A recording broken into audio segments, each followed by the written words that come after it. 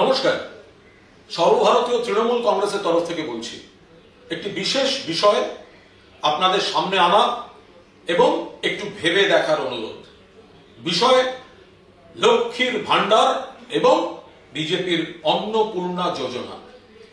মাননীয় প্রাক্তন মুখ্যমন্ত্রী মমতা বন্দ্যোপাধ্যায় মহিলাদের জন্য যত রকম কাজ করেছেন, যতগুলি স্কিম করেছেন, তার মধ্যে অন্যতম লক্ষ্মীর ভান্ডার।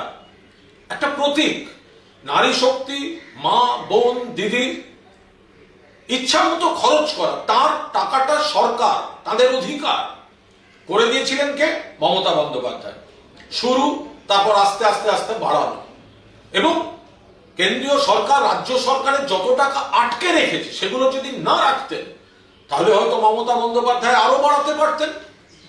কিন্তু মমতা বন্দ্যোপাধ্যায় একটা ঐতিহাসিক, সর্বত্র স্বাগত জানিয়েছেন মা বোনেরা। প্রথমে বিজেপি বলেছিল ভিক্ষা, বিরোধীরা বলেছিল ভিক্ষা, তারপর তাদের রাজ্যে নকল করেছে, তারপরে এখানে আরম্ভ করলো ভোটের পর আমরা লক্ষ্মীর ভান্ডার ৩,০০০ টাকা করব। ভোটের আগে ভালো করে নজর রাখবেন, এই ফর্মটা পাড়ায় পাড়ায় তারা নিয়ে গেল। এই ফর্মটা উপরে লেখা মাতৃশক্তি ভরসা কার্ড, এই ফর্মটা তারা ফিল আপ করালো ভোটের আগে। লেখা ৩,০০০ টাকা আর্থিক সহায়তা প্রতি মাসে প্রত্যেক মহিলাকে। কারা করালো? বিজেপি। কি বললো? ৩,০০০। ফর্মে কি? ফর্মে ফর্ম সংখ্যা, তারিখ, নাম, মোবাইল নাম্বার, ঠিকানা। এইভাবে মায়েদের, বোনেদের, বাংলার মানুষকে বিভ্রান্ত করলো। কোথায় গেল এই মাতৃশক্তি ভরসা ফর্ম? যখন এলো এই ১৩ পাতার অন্নপূর্ণা যোজনা পারিবারিক তথ্য সংগ্রহের ফর্ম, এটাই লেখা ছিল প্রত্যেক মাসে টাকা দেওয়ার ফর্ম।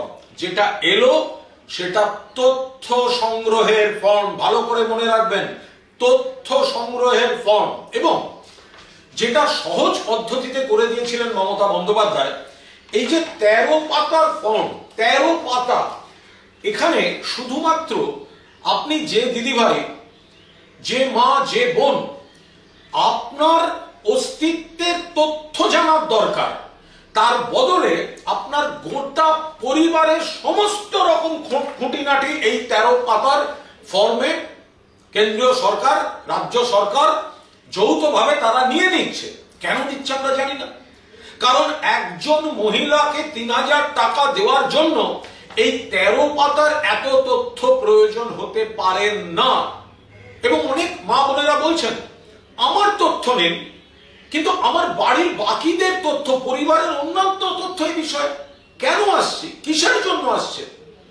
মাননীয় দর্শক, ভাবতে হবে, মমতা বন্দ্যোপাধ্যায় যা দিয়ে গেছিলেন তার থেকে বেশি পাওয়ার জন্য যারা বিভ্রান্ত হয়েছেন, যখন বাড়িতে নিশ্চিন্তে প্রতি মাসে টাকাটা ঢুকে যাচ্ছিল, আর তার বদলে আপনারা বিভ্রান্ত হলেন এই মাতৃশক্তি ভরসা কার্ডে।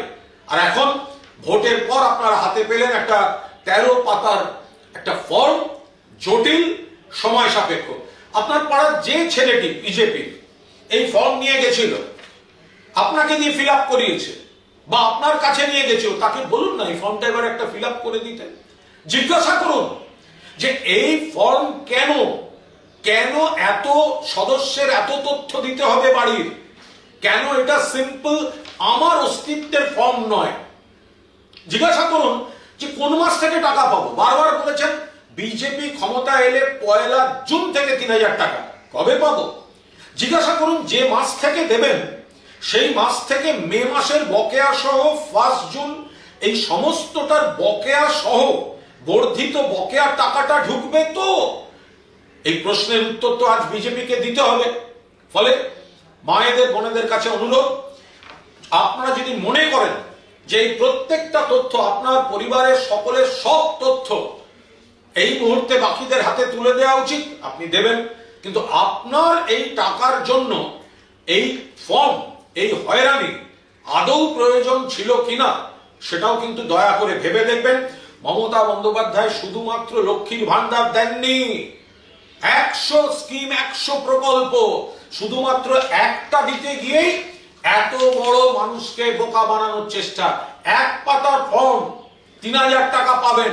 13 পাতার ফর্ম, তথ্যপঞ্জি সংগ্রহ। মায়েরা, বোনেরা, দিদিরা, বাংলার মায়েরা, মমতা বন্দ্যোপাধ্যায় আপনাদের জন্য অনেক করেছেন, হৃদয়ে উজাড় করে করেছেন। কোষাগারে কেন্দ্রীয় সরকারের এত বড় বাধা সত্ত্বেও করেছেন।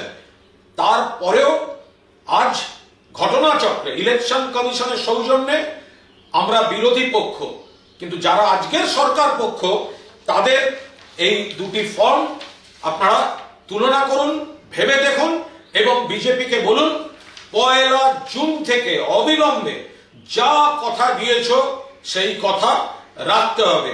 প্রত্যেকে যারা লক্ষ্মীর ভান্ডার পেতেন, একটা দুটো স্কুটিনিতে কেউ বাদ যেতে পারে, তার জন্য সামগ্রিক উপকারটা অস্বীকার করা যায় না, গুলিয়ে দেওয়া যায় না। যারা পেতেন, যে অ্যাকাউন্টে পেতেন, সেখানে 1 জুনের হিসাবে 3000 টাকা করে দিতে হবে এবং দিতে হবে। ধন্যবাদ, ভেবে দেখবেন।